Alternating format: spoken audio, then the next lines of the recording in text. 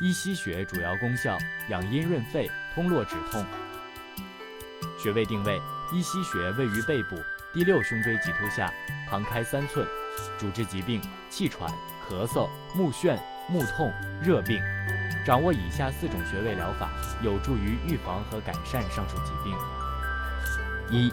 按摩方法：用大拇指按揉医溪穴100至200次，每天坚持，能够治疗气喘、咳嗽、肩背痛。2. 艾灸方法：准备一个打火机，1根艾条，用打火机将艾条点燃，用艾条温和灸医溪穴5至20分钟，每日1次，可改善鼻出血、头晕目眩。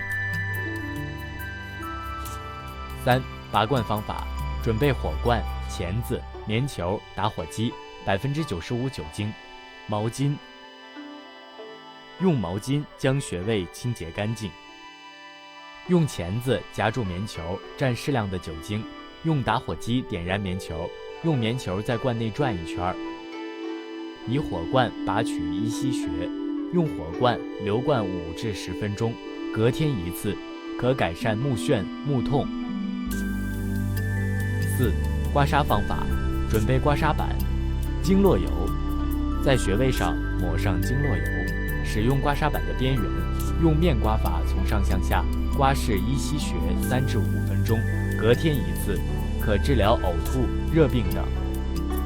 操作完毕。